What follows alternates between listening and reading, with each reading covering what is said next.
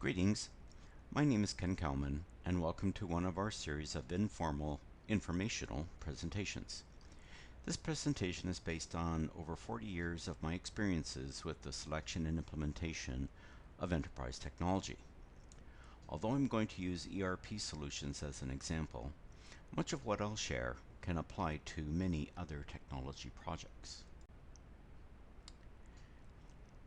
As a lean enterprise consultant, it really upsets me that organizations continue to waste time, human effort, and costs on enterprise solution projects. The result is often that employees become panic-stricken and start to fear for their employment future. Let me share some of the true and false thinking of these types of projects, which are not only limited to ERP projects. 74% of these projects will fail on one, two, or all three of the success criteria. All is not lost, however. In the 1990s, the failure rate was close to 83%. Most projects don't fail in the implementation phase. The entire process of selecting the technology and the suppliers of services was likely not planned properly, not budgeted properly, and most likely not controlled properly. An ERP solution is the central data collection and dissemination technology for any organization. Fast, accurate information that is provided to users in a format that they can use to make fast and corrective actions leads to success. The complexity of the selection process of ERP projects is seldom understood. Here's a question for you. Can you name the two types of documents that each team member, executives included, should sign that would assist in controlling the selection process? One of the worst situations I've seen is one where a very senior team member developed stress to the point that he retired, and the organization spent the entire 5-year budget in less than 2. 2 executives were then fired. Here are some of the common factors of ERP project situations where we've been brought in to rescue or turn around a project. Organizations do not invest in educating the people that will be involved from top down. Executives need to fully understand what's going to happen and their roles in making the project a success. Then work down through the teams as required through the course of the selection and implementation phases. Information systems support business and operational processes. How do you know what that information system needs to do if your processes are not lean?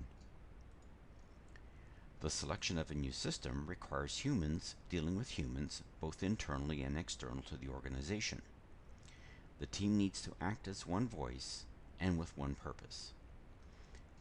The implementation of a new system requires that humans will need to change what they do and how they do it while they're executing their job functions. Humans typically do not like change. So find the with him, the what's in it for me. Projects need structure. There must be an executive sponsor, project manager, and team leaders that have some very specific capabilities. Controlling the project plan, budget, and communications internally and externally requires several structural components and some unique skill sets to do it properly. The project manager should have the knowledge of how to use project management software to ensure that the resources do not become constrained in any phase of the project. Information technology is a supporting role in these projects. These projects themselves are business management projects and should be communicated and managed as such.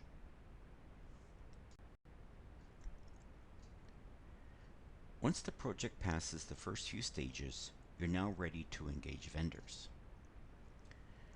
Before you do, conduct education to ensure that the selection team understands the process, the controls in place, and the outcomes that are expected. Implement the internal controls and enforce single point of contact methodology within the organization. The RFI stage is usually very quick and will bring your list of potential vendors down to between 8 and 10. The RFP stage is where you'll engage vendor personnel on a more substantial level. There's a document that you should have them sign prior to their receipt of the RFP documentation. Beyond non-disclosure, it also lets the vendors know what your internal controls are and what happens if they try to circumvent those controls. The result of this stage is that you'll have 2, maybe 3 vendors that you'll really investigate. The RFQ stage is where you'll be very specific with the documentation that vendors receive and what they need to sign off. This stage will be critical to the success of the implementation plan. During the selection process, your organization should be doing a few other things. Ensure the data you'll import into the new system is clean. Continue to ensure that the organization knows where the process is and expected timelines. Keep that rumor mill at bay. Extend your team building into the next levels of personnel that will be involved in the implementation phases. Continue to control communications with the vendors and the internal team members.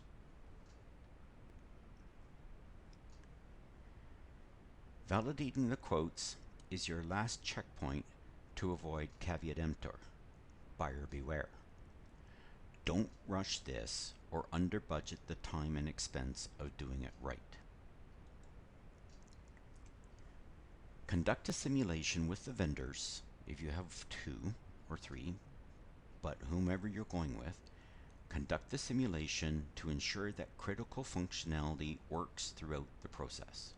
For example, if you're testing the purchasing of services, ensure that the entire process works from getting quotes from the suppliers through the reporting of services, the cost analysis of the services, the payment approval process, and the impact to the general ledger.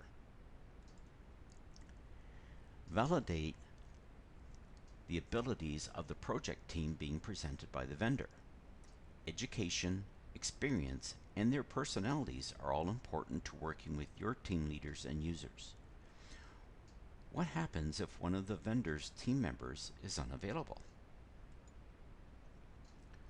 Validate the vendor's references. There is a document and methodology that can be used to ensure that you're getting the facts and not something a vendor is feeding you. Much like the vendor's team, you need to make sure that your team is not resource constrained and that you have a backup plan for unforeseen impacts. Sudden illness and serious accidents can happen. Now you should be ready to implement with these 3 items well in hand.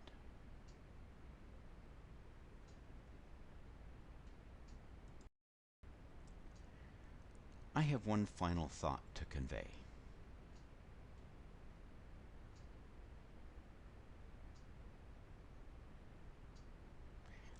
Yeah, we've known about the success rates of managing the creation or change to a new system for a long time.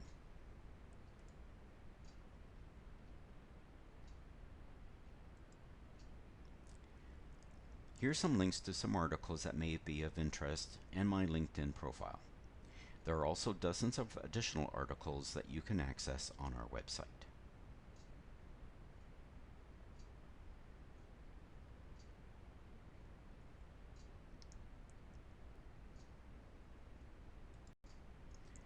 I wanted to keep this as short as possible, but also get the message across that there's an opportunity for organizations to not be part of that 74% group. Here's my contact information if you're interested in more information or having a chat about ERP selection and implementation. Good luck to you all.